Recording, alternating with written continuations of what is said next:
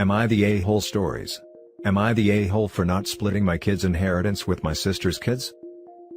My mom and dad were not wealthy people. Actually, growing up, the family was lower middle class. In 2008, my parents received notice that the US government was claiming their house and land in eminent domain. My parents received a sizable check that they didn't want to take but had to. Can't fight the feds when you're paycheck to paycheck. 52 mil, and my wife offered my parents the basement of our home that we could furnish as a separate home. They were older and wanted to be closer to grandkids, and my dad was closer to a few fishing spots, so they agreed and it worked out well for all of us. I didn't charge anything because they're my parents, and they did more than we could have asked. My mom cooked for the family, which helped my wife and I immensely, while my dad took care of the yard, which he liked to do. A few years ago, my mom and dad went to visit my sister for the holidays to see her and her kids, but my family couldn't go due to work. I didn't hear much of anything, which wasn't odd, until Christmas Eve/day. I reached out but was told we would talk later. Even weirder was that my parents returned home much earlier than expected, and they were upset. My dad explained to me that my sister had been having an affair and her husband was leaving her. Apparently, the youngest girl isn't his either.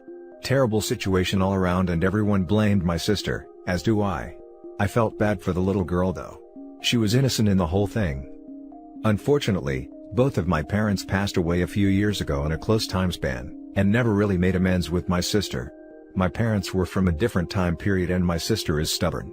I don't know really, I guess. My mom passed last, and made it clear that she didn't want my sister to get anything, and said to follow the will. It was hard hearing that, to be honest. My parents left majority of their finances to my family, while also leaving a college fund to my sister's oldest daughter. My sister wasn't able to save anything for her youngest daughter, and had asked me to help her out. My daughters won't be able to stop with just a bachelor's degree and will require more, and I wish to help with that, so I declined. Things got ugly and I apologized again, and brought up the fact that this was all her fault for having an affair on her husband. Had she not done that, this wouldn't be a problem. She countered with, had she not done it, her daughter wouldn't be here, thus I must hate her. My youngest niece recently reached out via Facebook and asked for help, and that it wasn't fair she was being excluded for just being born, and she didn't do anything to anyone. I apologized to her and told her I agreed with her. However, I had my own children to think of. Am I the a-hole here? Edit: I was told add this in. I offered to pay for 2 years of community college, however both my sister and my niece feel that was a joke. I have since rescinded that offer. Now for the top comments. Not the a-hole. Maybe baby daddy/affair partner should step up and help pay for his daughter. Definitely not the a-hole. Hijacking this top comment because I'm kinda sensitive when it comes to trust fund, but OP, you're doing the right thing, and your kids will thank you for putting their education first. I know I will. Also, it's respectful to follow your mom's dying wish. You're not the a-hole. Never will be under these circumstances. I feel bad for your niece, but she should have known that she's not your responsibility. She could have reached out to her bio dad though. Edit: rejecting your offer to pay for 2 years of community college is a bit of an entitled move too, in my opinion. Definitely not the a-hole in this case. Not the a-hole, but I do feel bad that your younger niece is paying for her mother's bad choices. It's not her fault, but it's not your kid's fault either. This is a mess, but I see nothing wrong with following your mother's dying wishes. Why can't the younger niece reach out to her bio father for help? I would almost wonder if her mom asked her to reach out. Not the a-hole. It was your sister's bad choices that led to this. You might consider telling her what your mother said so they know exactly the reason you got more. The mother was an a-hole to decide one granddaughter didn't matter to her because of the circumstances of her birth. Now for the next story. Am I the a-hole for convincing my husband to only include our kids in his will? My 43 female husband is in his 70s and has been suffering from a myriad of health problems. Meanwhile, our youngest child is 3 years old and we have a total of 5 kids ranging from 3 to 17. He's pretty much an absentee owner in his business now. His older 3 kids are in their 30s and they all decided not to go to college, but all are employed right now. I will be fine when my husband is gone, because I know how to run his business and our homes are all paid for, but I want my kids to be able to get the independent head start in life, where they can have their own money, and spend or invest it in a way they liked. No offense, but his older kids already had their chance to decide what they want to do with their lives, and I'm sure if they asked my husband, he would have been able to help.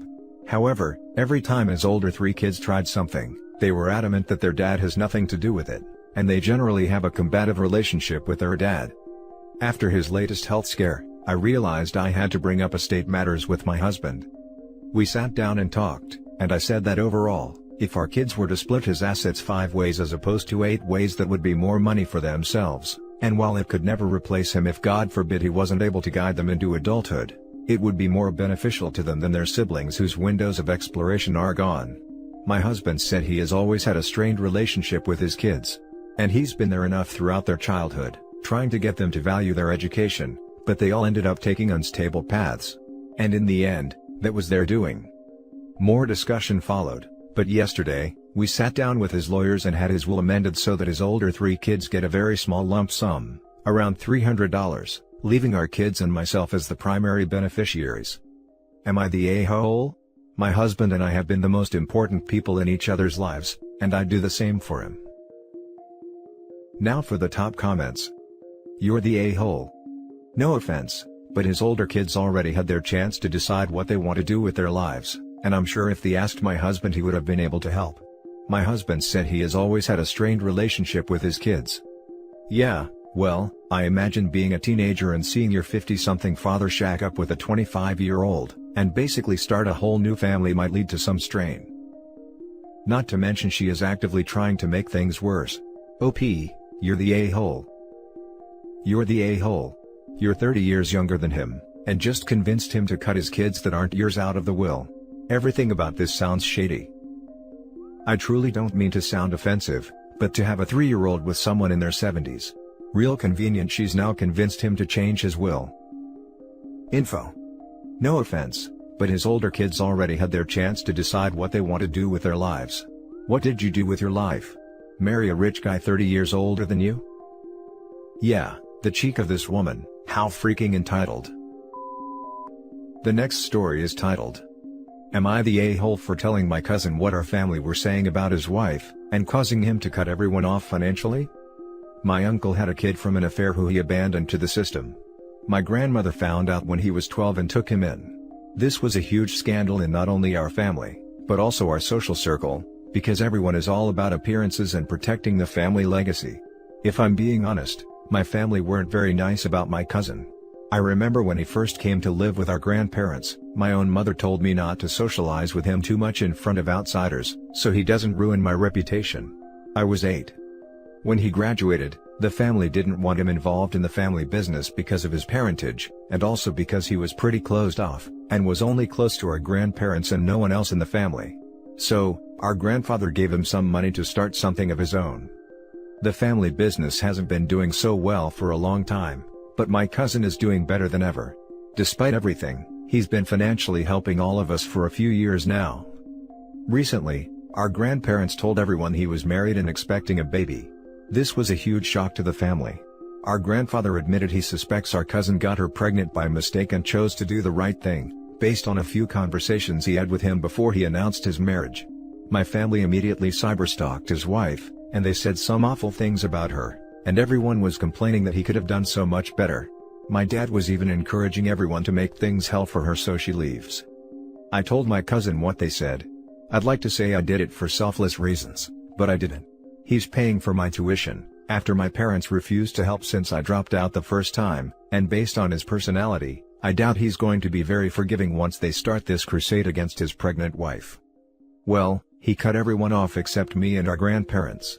He never told anyone it was me, but since everyone is floundering trying to figure out what they're going to do now and I'm not, it didn't take much for them to figure out I was the snitch. Now my family are angry at me and calling me all sorts of names. So, am I the a-hole? Now for the comments. Not the a-hole. They never accepted him as a family member. If they never accepted him, why do they deserve his help? They don't. They were mooching off him and only wanted his money, they didn't care about treating him like family. You were right to let him know exactly how they felt about him and his pregnant wife.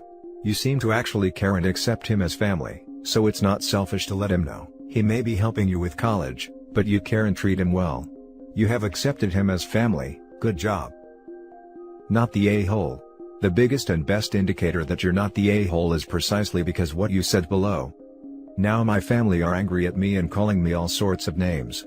Your family is messed up, so what they say is wrong, is most certainly what's right and decent. OP's whole family, except the grandparents, is the reason God created the middle finger. Not the a-hole. Stick with the grandparents who've proven they'll stand by their grandchildren, like they did with your cousin. And your cousin, who has done things out of the kindness of his heart, when these people have been nothing but awful. Get the hell out of your parents' sphere of influence as soon as you can. Now for the last story. Am I the a-hole for calling the police on my daughter's fiancé? I'm a single dad of 2 girls. Megan 23, and Zoe 17. I'm doing well financially. Note I'm not rich. In fact, I raised my girls under tough circumstances, but I made sure they'd everything they needed. Megan is engaged. They've been saving for the wedding for months now, but they're struggling. I got Megan a car when she was 18 that she hasn't been able to fix because of rent, saving for the wedding, daily expenses, etc. I understand that cheap cars require constant maintenance, but it was a great gift for her, especially since she wanted to be independent. Zoe's 18th birthday is next month. I got her a Hyundai that cost me $5,000. It runs perfectly. This is the first car Zoe owns. She has no experience in driving, so I wanted to get a car with less issues. Zoe likes it and can't wait to drive it. The key will be handed to her on her 18th birthday. It's been in the garage for 2 months now. It sure needs cleaning and will be as good as new. Days ago, Megan's fiancé started complaining about needing a car, since Megan's car can no longer run. He said that he was tired of using public transportation to go places, like the hospital and school, and said that they're literally broke because public transportation is expensive. He asked if he could borrow the Hyundai we have in the garage. But I told him no. That is a gift and cannot be given to anybody. I offered to lend him $100 but he refused, saying he will never take money from me. 2 days ago, I returned from work. Zoe was looking upset and worried. I asked what was going on, and she told me Megan's fiancé came and took her car, the Hyundai. I asked her when and she said at 10 a.m., so, he was gone for almost 10 hours. She told me he found the keys in my office and got the car out of the garage. She told him not to take, but he took it. I was mad. I called him, he didn't answer. I called Megan and she was out with friends. I told her fiancé took her sister's car and wasn't answering the phone. Told her he should have never touched it, and that I'd call one more time then go to the police. She said I was overreacting and he'll return it later. I got fed up. At 7 p.m. I called the police, and reported the car stolen. He got picked at 9 and was taken to the station. Megan came home yelling at me, telling me that I just caused her fiancé to spend a night in jail, and that they already took permission from Zoe, but Zoe denied it.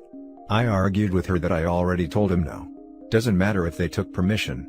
I'm the one who's responsible for the cars, it's not Zoe's yet. I talked to the officers and he got released in the morning. Megan didn't stop calling me an a-hole, saying I overreacted, completely ignoring that this is her sister's gift he took. He wants an apology from me, but I refused to have them come to my house after this. I could tell Zoe felt worried and upset, and clearly couldn't deal with Megan's fiancé's behavior. As a parent I had to do something even if this upsets Megan. Now for the top comments. Not the a-hole. He ignored your words, went into your home, went into your office, took the keys, ignored your daughter, and stole the car from your garage. He then took it for the entire day and didn't respond to your calls. You had every right to call the cops. Don't let them try to pretend like you're wrong here. Not the a-hole. Inform your older daughter that taking something once you've been explicitly told no, is theft. He stole a car. Tell her to grow up and stop making excuses for her fiancé stealing your car and refusing to give it back, and that rationalizing that away is insane. Not the a-hole, but keep an eye out. They might start unfairly pressuring Zoe. She's young, and it can be hard to say no to pestering older relatives. Yep. Sounds like OP keeping the car keys with him at all times is the short-term solution, and making sure the youngest has the agency and ability to say no if they try to pressure her later on, would help. Not the a-hole. It is your property until you hand it to your daughter, and then it is still technically partially yours. If you're denied it, he had no right to take the vehicle. It sucks to be an adult sometimes and learn consequences to actions. I think you did the right thing and took justified action. You even told your daughter what you would do if you couldn't get a hold of him. She was trying to call you on your bluff, when you weren't bluffing. Not the a-hole. He stole your car. I'm also wondering if it's even insured yet. What would have happened if he had a wreck? Again, not the a-hole. And that's it for this video guys. If you have thoughts to share, leave a comment below. Don't forget to hit like and subscribe if you like this content. I'll catch you in the next one. Good day everyone.